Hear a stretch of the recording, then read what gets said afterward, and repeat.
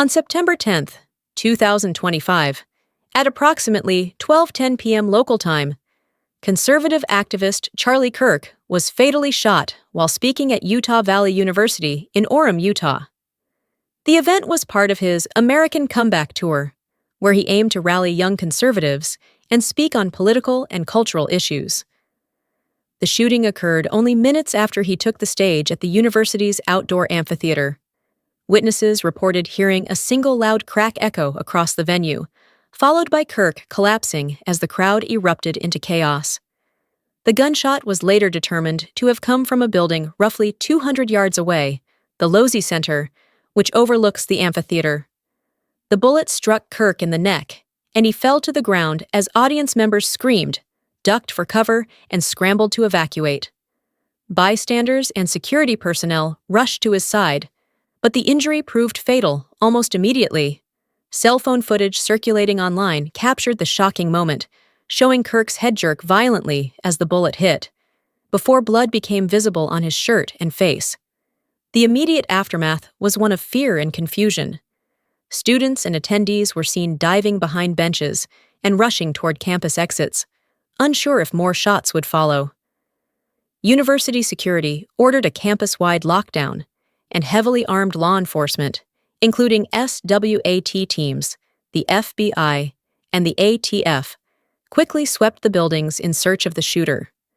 There were initial reports that a suspect had been taken into custody, but these were later corrected, with officials clarifying that no arrest had been made and the individual detained was not connected to the attack.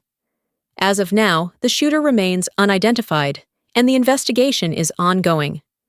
The campus was closed for the remainder of the day, and students were instructed to shelter in place until the scene was declared safe. The incident has shaken the university community, with many describing the experience as surreal, terrifying, and unlike anything they had imagined could happen on campus. News of Kirk's death spread rapidly across the United States and beyond, sparking an immediate wave of political and public reaction. Former President Donald Trump, a close ally of Kirk, released a statement calling him the great and even legendary Charlie Kirk, and ordered that flags across the country be flown at half-staff in his honor. Across the political spectrum, leaders expressed outrage at the act of violence.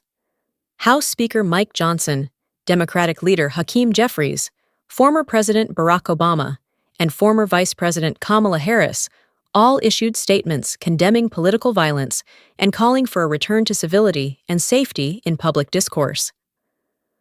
Kirk was only 31 years old, but his influence on American politics was significant. As the founder of Turning Point USA, he built a vast network of campus chapters that mobilized conservative students, creating one of the most visible youth movements in modern American politics. He played a key role in energizing support for the MAGA movement among younger generations, and was a frequent speaker at rallies, conferences, and media appearances. His death marks a turning point for the conservative movement, leaving a void in leadership at a time when the country is already deeply polarized. The shooting has also reignited broader debates about security at political events, the rising threat of political violence in the United States, and the vulnerability of high-profile public figures. Universities and public venues across the nation are reviewing safety protocols, with many commentators warning that the attack could have a chilling effect on free expression and open debate on campuses. In life, Charlie Kirk was known as a provocative figure, admired by his supporters for boldly defending conservative values, and criticized by opponents who saw him as a divisive force.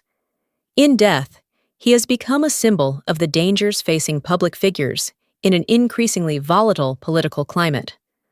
The tragedy at Utah Valley University underscores not only the fragility of public safety in the age of polarization, but also the human cost of political violence.